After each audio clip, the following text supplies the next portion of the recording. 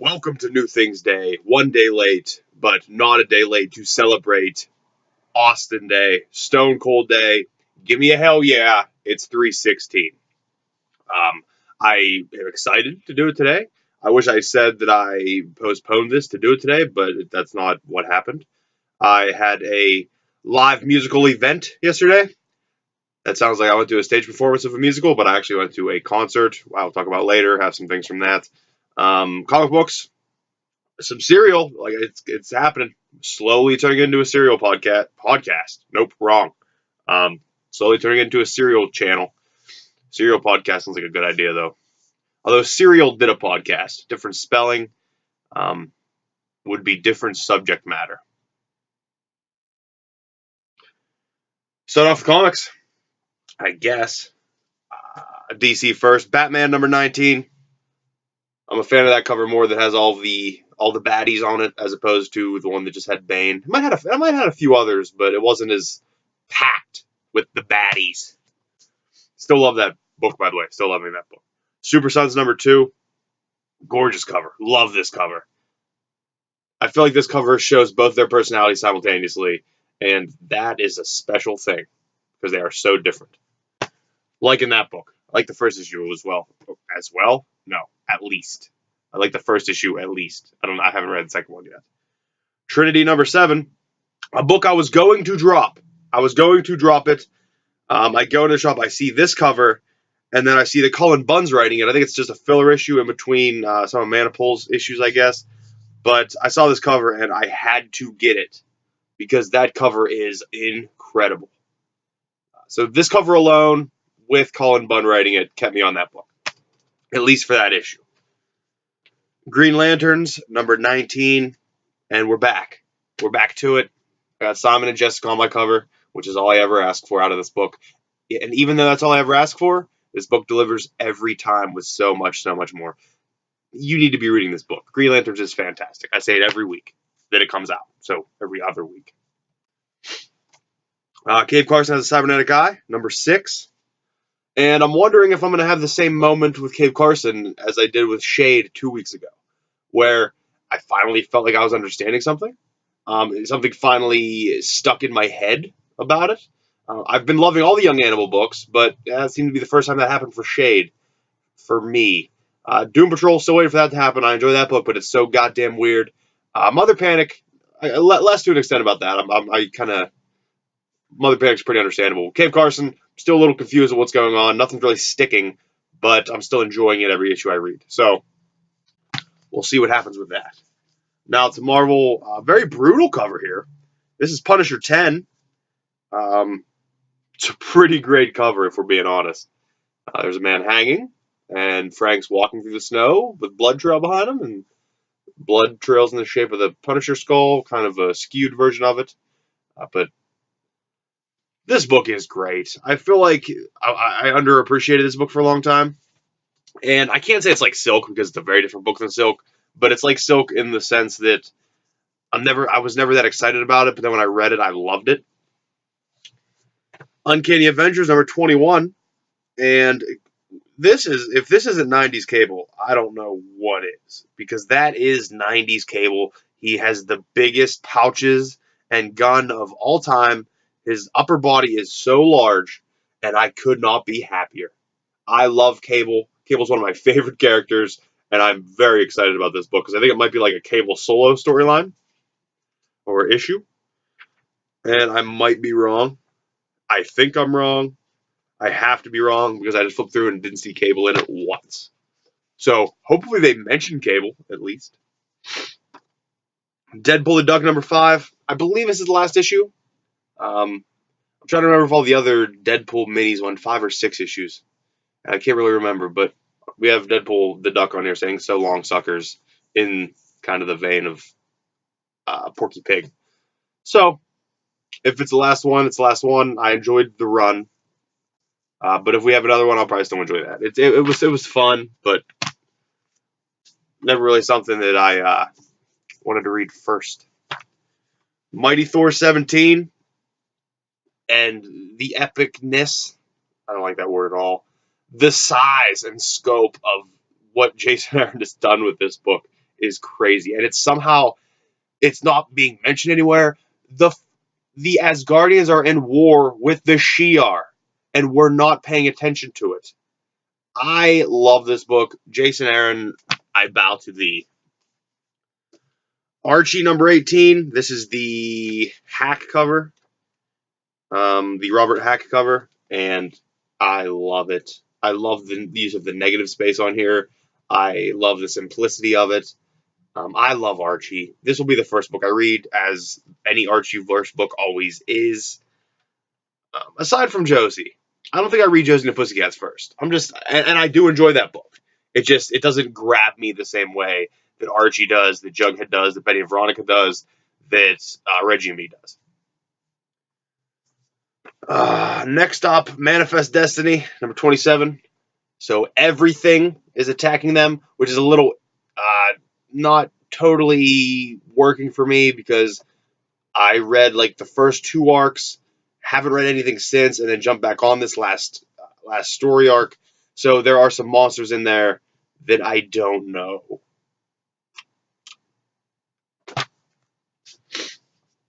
Mighty Morphin Power Rangers number 13, and they're all green, as they should be. This cover's just great. There's a lot going on in this cover. Lot going on in that cover, and I could not be a bigger fan of this book. I'm so excited this book's already on 13, and I'm excited that it doesn't look like it's slowing down. I like that this book had a chance. I hope it's still selling well. I know nothing about the numbers on it, but I love it. And I'm excited about the movie. Was that next week? American Gods, number 1, based on the award-winning novel Neil Gaiman. I decided to give it a chance. I was a fan of...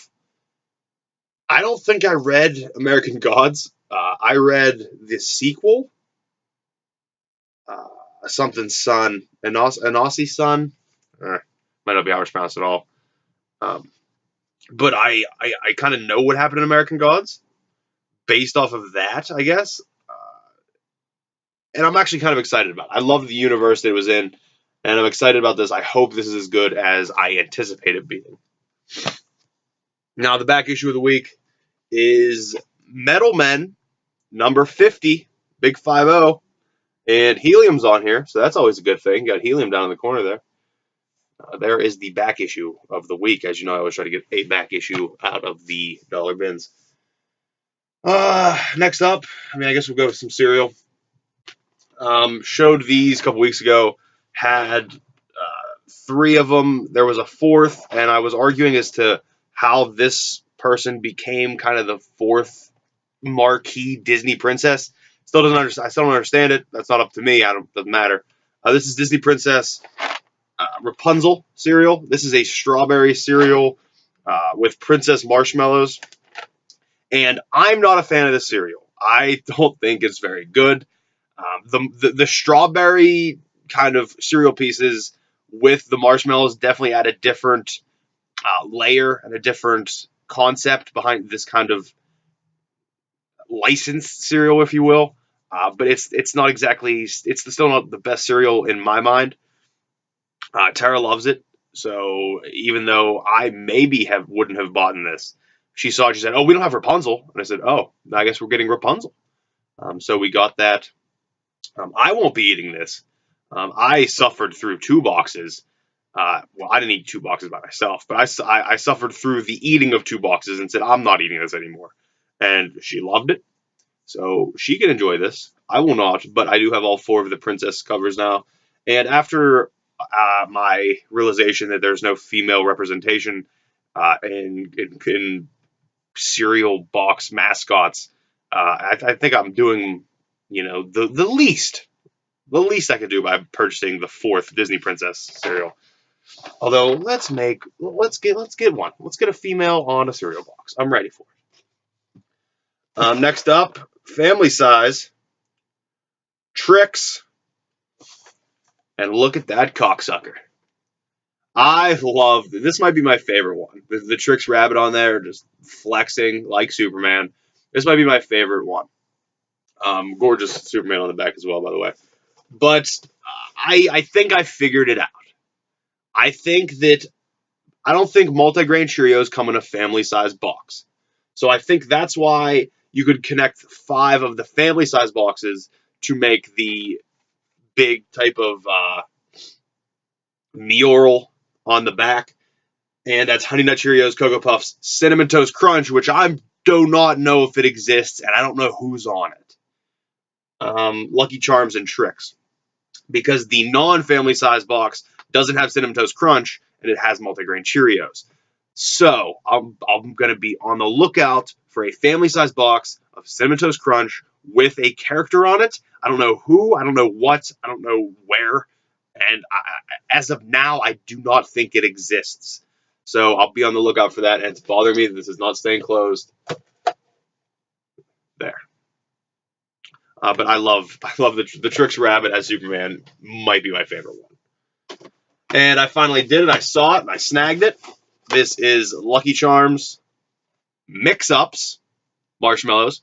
And there you have the good old Leprechaun as the Green Lantern, which is fantastic too. This is the first one I saw. So this is one that actually turned me on to this whole deal going on, this whole idea. And I love it. I'm glad I found it. You have Cyborg and Simon on the back, which is fantastic. So still on the lookout for the Cinnamon Toast Crunch. I have all of the, well, I kind of got to get these in the regular size boxes too if I want to complete that mural. I don't know if that's going to happen or not. I know I need at least the Cinnamon Toast Crunch box though. That's the only one I'm missing. If it exists. I don't know if it exists. And then obviously those come with comics. I opened them up and dug in for the comics, and I don't remember what ones I got, but I know I still need number 3. I have 1 issue of 1, 2 of 2, and 3 of 4. So that sucks. I wish I would have got all of them. I needed 3 badly. Okay. The reason this is a day late is because I went to a concert yesterday and just didn't do a video yesterday and figured I was going to get something to the concert to show off anyway. That's what this is. Went to see the greatest adult contemporary rock band, one of the greatest bands in my mind of all time, Chicago. And they played in my. It was basically my hometown. It was ridiculous how small this venue was. The venue kind of gets like one larger act every year, and that's what this one was, and it was astonishing. I plan on talking a lot more about my experience there at length on the podcast. If you want to check that out, I'll link it in the description. There's an audio only, as well as we do video for the YouTube channel. Not this one, the podcast YouTube channel. So you can hear more about that. But we got some shirts. Tara got this like old school like jersey shirt. And they're celebrating 50 years, which is fucking crazy. But I think my dad might own that shirt. I think my dad might have that shirt, but when they're not celebrating 50 years. Because it's kind of one of those classic old shirts. And then I had to just get the tour shirt, one of the tour shirts, and I fucking love that logo. Look at that logo. The gold on the stars and stripes, like shield on the back. Gorgeous. And the back says Tour 2017. What a gorgeous, gorgeous shirt. And the only downside to the shirts were they were fucking expensive. I would have gladly walked down to the parking lot and bought the shirt from some guy who made it at his house because it was ridiculous how much those shirts were. The concert itself, fantastic. I'll talk about it more on the podcast, but I've never felt in the presence of like a greatness that I did while I was there. And I've seen a lot of performers. And I guess the bags they came in, just because the Chicago logo's on them, I can show that off. I don't know why those are in here folded up as if they're a relic in and of themselves. But Chicago yesterday, I am going to see Cher on Thursday next week. So I might be a 60-year-old man.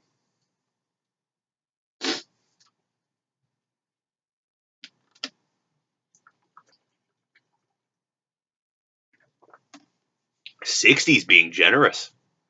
Let's do some quick books. Play a little book game. before I get out of here. By the way, when I get done with these books, and by the way, I still have 4 piles and then 4 shelves that I need to go over that I saved from the Hillbilly's garage. It still fucking gets to me that I think what happened to the other books I didn't save. But first up, this is Black Opal by L. Jane Linklater. Oh, it's a 3 deal. There's 3 books in here. Black Opal by J. Lane Linklater, I Found Him Dead by Gail Galler, and Dead and Dumb by Edmund Crispin. Hardback. I wonder if this was like an early Reader's Digest. It says DBC on it. I don't really know what that means. Obviously, there's no cover price. I don't know when this came out, but I'm going to say this is a 60s. I'm going to say 63, based off almost entirely nothing. That's just a guess. This is published for Detective Book Club by Walter J. Black. So DBC is Detective Book Club. And this copyright, every book itself has a different copyright.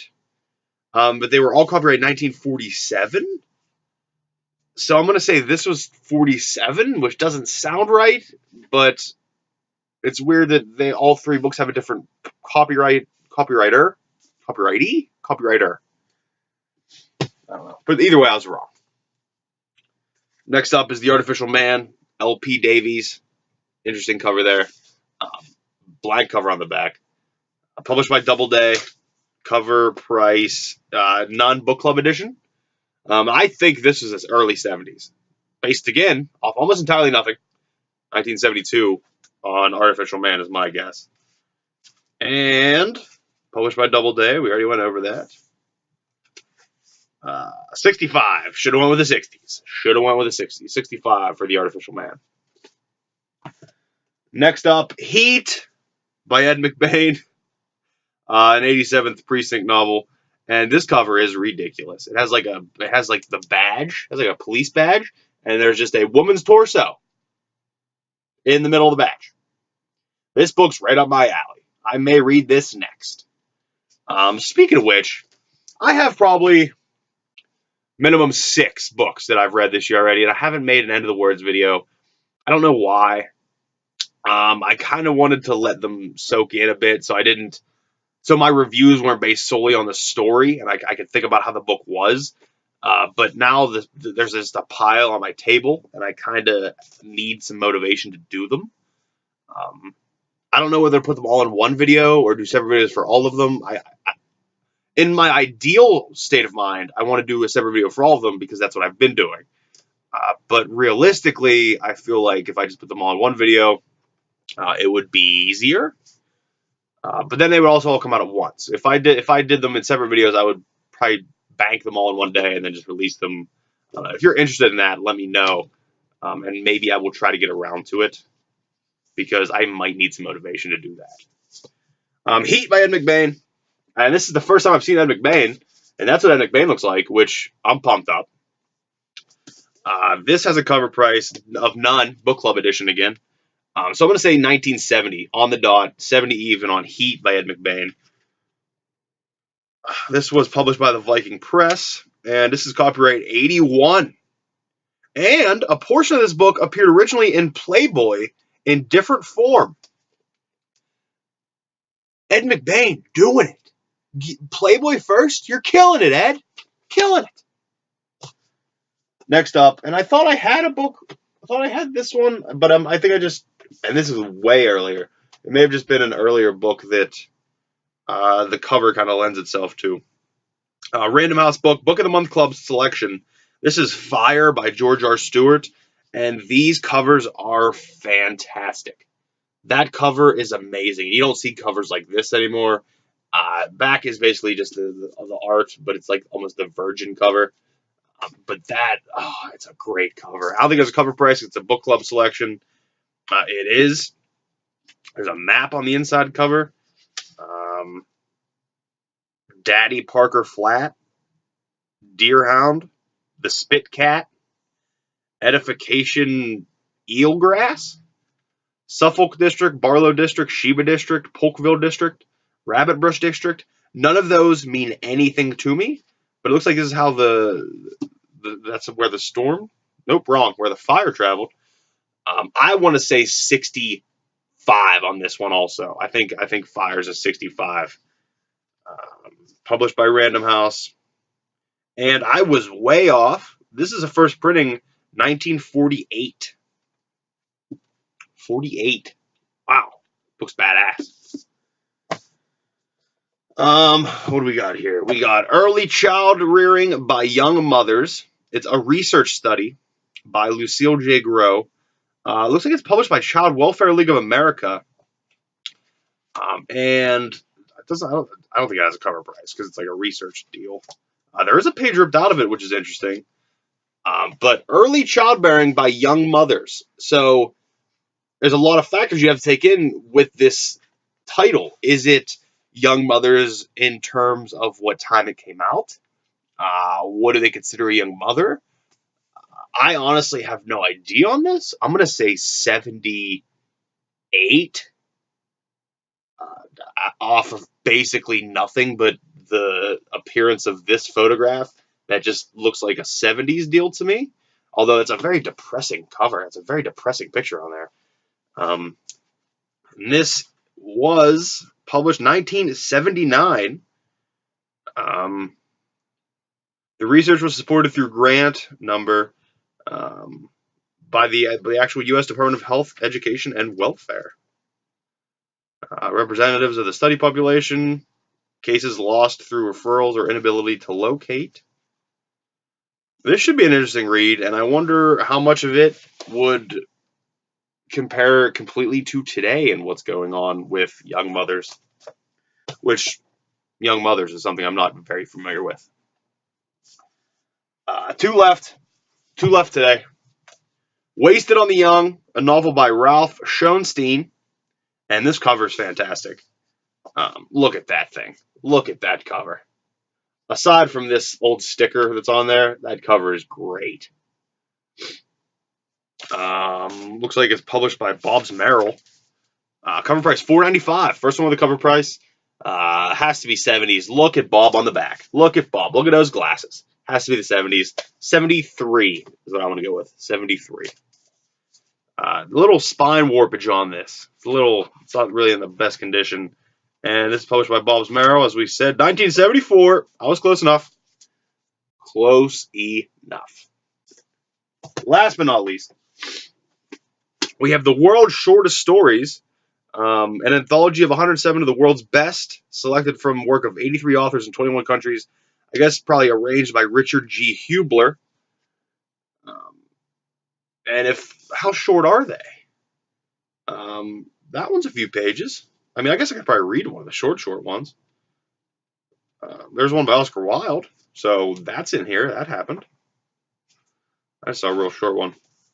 The Vow by Antipater.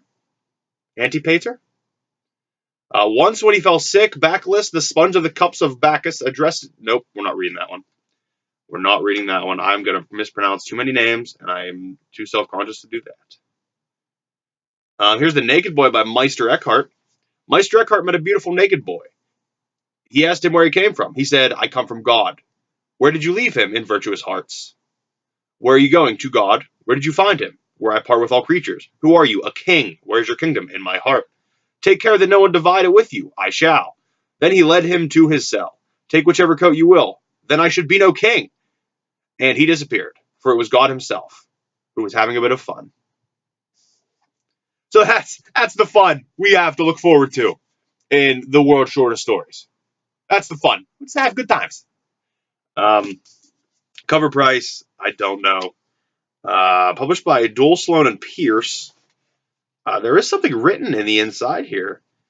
To Harold W., and the page is kind of ripped out. To Harold W. Goldstein, Esquire. Now that you are your health regaining, you'll live well again with no damned reigning. No love is greater than the love of food. With your appetite tuned, it had better be good. A foul under glasses in accumulated fish? May they bring you enjoyment with every good wish. July 1961. Signed J.R.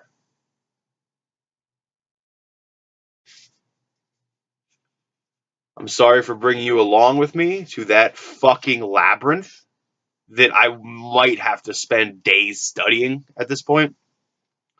And I'm so out of my mind right now, I don't know what to guess for this book. World Shortest Stories, I'm going to say 63 because I don't know. It's probably going to be 61 because that's when that letter was written. And it is 61. First edition of this book, 1961. I have to go get fucking my Rosetta Stone out of the closet and decipher this goddamn poem that this asshole wrote because I don't know what the hell he's talking about. The guy's health's regaining. He wants him to eat fish. That's what I got. I don't know. Thank you. Follow me on Twitter at Breakdown Brand. Follow the podcast at Earbuds Podcast. I'll put all the links to everything down below. If you are interested, I'm going to document. By the way, when I go to see Cher, I'm taking my mother and we're driving to DC. So I'm going to be documenting that trip on my Snapchat. If you are interested in the fun that I like to have in my everyday life with my mother. And it should be great because she is a character in and of herself. And I'm going to do my best to show her the best light. But there's a fact she will cry at Cher 10 times. Just happiness, whatever emotion she doesn't know how to deal with. And I could not be more happier than to give her the gift of Cher, which I feel like everybody needs to have. But you can follow me on, or you can befriend me on Snapchat. I'm same on Snapchat as everything else, Breakdown Brand. But if you do, let me know who you are. Maybe if you do, so I can, return the favor. But that's it. It's like a dealer. And I do that because we're seeing Cher in a casino. Don't they do that when they walk away from the table? But thank you for watching. I appreciate every one of you. Got to get Archie to the front. Archie to the front of the line. Archie to the front of the line. Thank you for watching. Genuinely, I appreciate you. I love you. And happy Stone Cold Day. I wish glass would shatter and I could just put both my arms up, smash a couple beers together, dump them on my chest, and get the hell out of here. But I still need to wake up because I got home very late from Chicago and took a trash nap, which is any nap longer than 3 hours. I call it a trash nap because I feel like a garbage person for taking it. I may have slept for 5 hours. That's a nap. That's not even a nap anymore. That's sleeping. But that happened to me after I got home from work, and possibly the most unsuccessful trip to the gymnasium I've ever had. I was just useless today. But thank you for watching. Love yourselves, love each other, and give me a hell yeah. And read Archie.